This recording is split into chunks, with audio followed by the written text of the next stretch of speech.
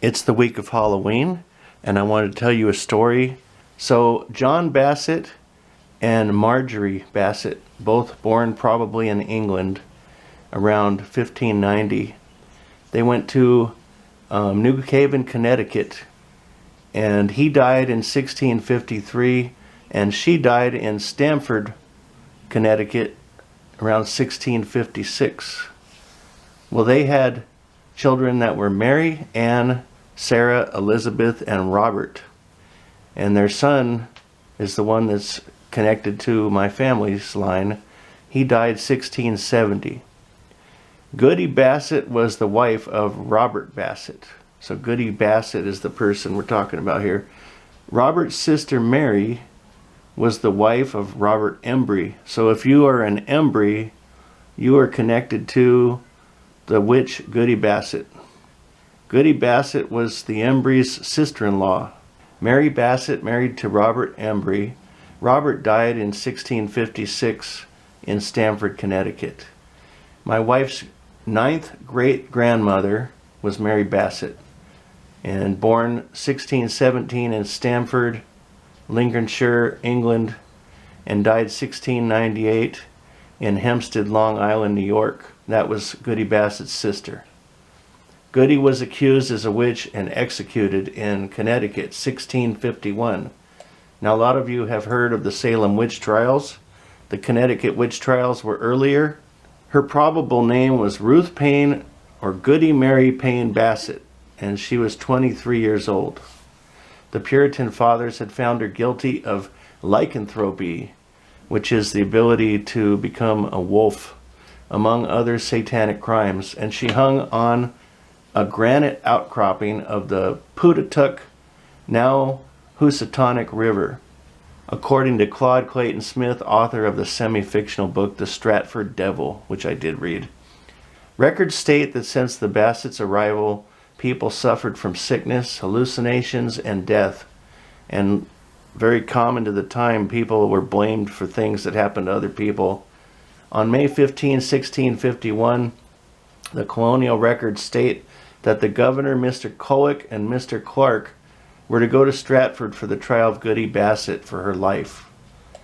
Goody was hanged at Gallows Brook, somewhere around West Broad Street and Linden intersection in Stratford, Connecticut. Tradition holds that when Bassett was dragged to the gallows, she desperately clawed at a large boulder, leaving her fingernail marks on the rock, which came to be known as Witch's Rock. Unfortunately, the rock is no more, but accounts of the markings still exist. Some accounts suggest that the boulder was lost among the construction of I-95, and creepier accounts suggest that it was taken by a nearby homeowner and used in the creation of a cellar wall. Goody Bassett Old-Fashioned Ice Cream Shop in the Stratford Town Center, which sells a 9-scoop treat called Goody's Cauldron, is a living memorial to Goody Bassett. She was likely buried at the old Congregational burying ground, also known as the Congregational burying place. There's no tombstone more than likely since she was condemned as a witch. It's in Stratford, Fairfield County, Connecticut. And as I stated before, she's probably 30 to 31 years old. I'm going to post a link to a graveyard video on YouTube that's quite cool. The Goody Bassett's ice cream shop is only half-mile from both the hanging location and the cemetery. It's at 2404 Main Street in Stratford, Connecticut. Goody Bassett appears to have been the first woman executed for witchcraft in the New Haven colony. During the early 1650s, several individuals were hanged for supposedly practicing witchcraft throughout Connecticut.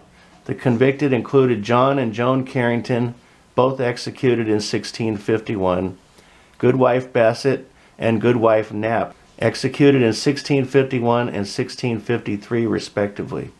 Lydia Gilbert, executed in 1654, Rebecca and Nathaniel Greensmith, and Mary Sanford and Mary Barnes all hanged in 1662.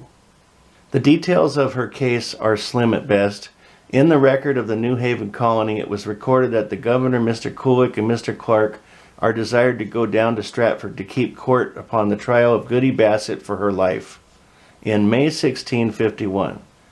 It also says because Goodwife Bassett, when she was condemned, which apparently means that she gave a confession, probably under extreme duress, as was the practice. Bassett was hanged in Stratford.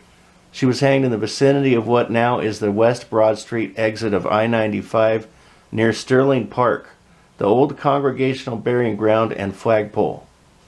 There's also a connection to Stephen King, the author, and he has some childhood stories that developed later into books that were around Stratford and possibly some sightings.